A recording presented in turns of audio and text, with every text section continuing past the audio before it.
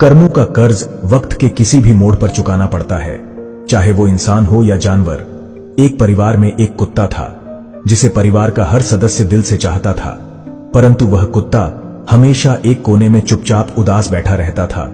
कोई समझ नहीं पाता कि उसे क्या परेशानी है। एक दिन घर में एक दूर का रिश्तेदार अचानक आया।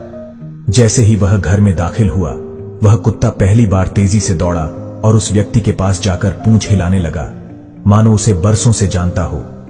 परिवार के सभी लोग हैरान थे, आखिर यह बदलाव क्यों? रात में उस रिश्तेदार ने एक विचित्र सपना देखा। उसके दिवंगत पिता सपने में आए और बोले, बेटा, जब मैं जीवित था इस परिवार से मैंने एक कर्ज लिया था, परंतु उसे चुकाने से पहले ही मेरी मृत्यु हो गई।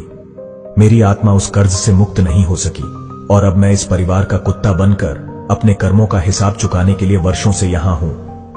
बेटा, उस कर्ज को चुका दो ताकि मेरी आत्मा को शांति मिल सके। अगली सुबह वह व्यक्ति उलझन में था। नाश्ते के समय उसने परिवार से पूछ लिया, क्या मेरे पिता ने कभी आपसे कोई कर्ज लिया था? परिवार के मुखिया ने गंभीरता से सिर हिलाते हुए कहा, हां, पर उनकी मृत्यु के बाद हमने इसे माफ कर दिया था। यह सुनकर व्यक्ति स्तब्ध रह गया।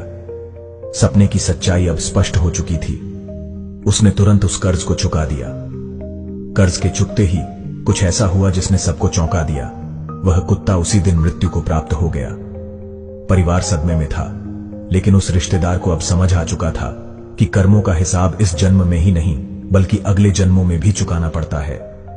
कहानी की सीख, कर्म का लेखा जोखा हर हाल में पूरा होता है, इसलिए हमें हर कर्म को सच्चाई, ईमानदारी और निस्वार्थ भाव से करना चाहिए ताकि आत्मा को शांति और मुक्ति प्राप्त हो सके।